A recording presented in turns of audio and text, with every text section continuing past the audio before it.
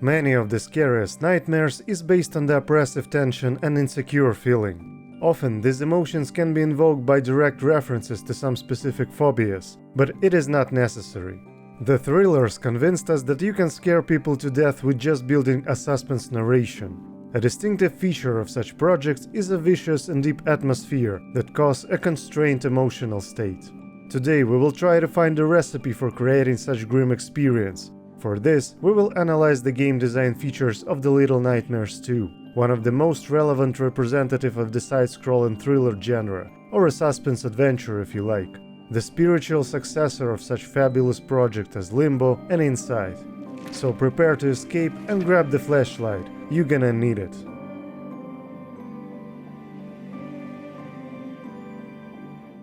As for the gameplay, we will focus our attention on the new design features of the sequel.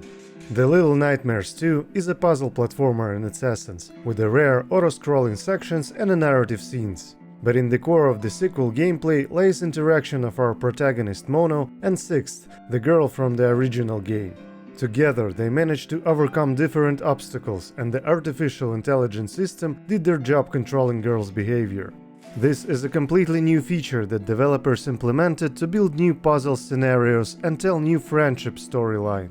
As for artificial intelligence, it works great, only sometimes we see lack of reaction speed of this system, but it copes with the objective to generate various gameplay interactions and small tips for the player. The episodes when we need to jump together on an object to push it down, it is just a pure childish fun.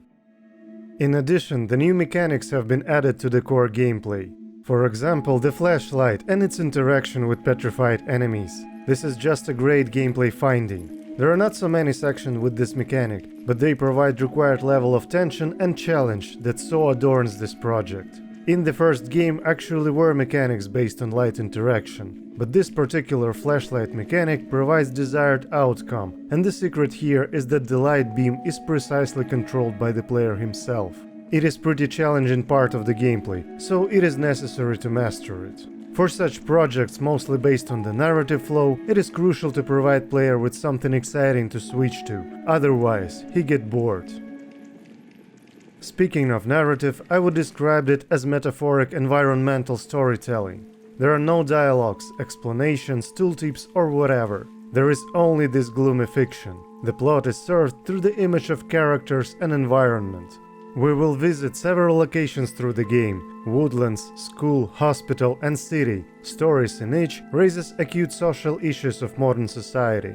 Not to say that these ideas are revolutionary new, but their presentation is implemented at the highest metaphoric level, and due to this, authors manage to reach minds as well as the hearts of the players. And the element that helps them to distribute these ideas in such way is the unique atmosphere of this corrupted world. And yet, how did they manage to create such an atmosphere? One of the major roles here is played by the scenery direction, and more specifically, working with the game camera. In the best traditions of high-quality film production, the operator work in The Little Nightmares 2 deserves an Oscar. It is the camera that focuses our attention on certain objects or events. It tells, shows, and accentuates us the plot details. Its work corresponds to a well-adjusted flow of the game, which provides the necessary pacing to maintain the intended emotional state of the player. The angles at which camera rotates in relation to the certain game scene are precisely verified. This is a real art. Due to the camera, the entire walkthrough turns into an integral experience. Yes, we often see a high-quality cinematic production in the cutscenes of AAA projects, but here such techniques used in the gameplay. Such projects comes rarely. The second essential and much more obvious element of the atmosphere is the color palette. As in the original game, the choice of colors, halftones and their combinations is just perfect. At the same time, in the sequel it is even more diverse. Each location is presented through its own tones, favorably distinguishing them and emphasizing certain details. It would seem that devs choose mostly gray, faded tones, but look how their combinations differentiate these projects from many others. And also, the work with the light effects and reflections supports this atmosphere.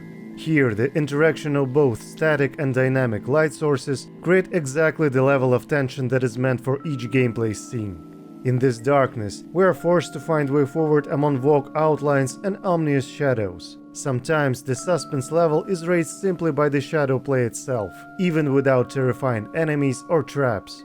Working with light is vital discipline for any game genre, but here it makes such a tremendous impact.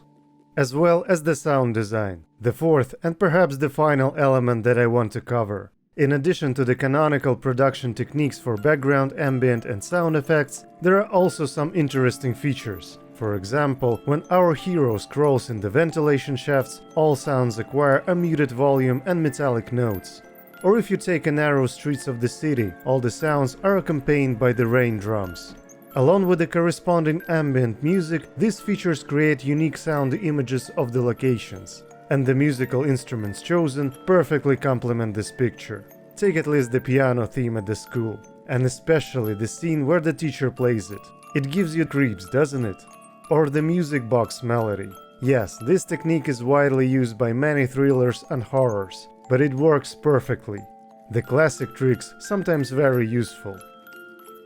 Of course, you might say that the atmosphere of the game is influenced by almost all the elements and features of its game design, but the fact is that here we try to analyze the major ones.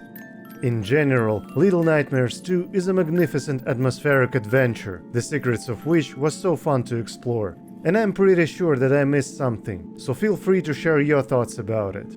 Thank you very much for watching, and if you like this video, you know what to do. I see you soon. Bye.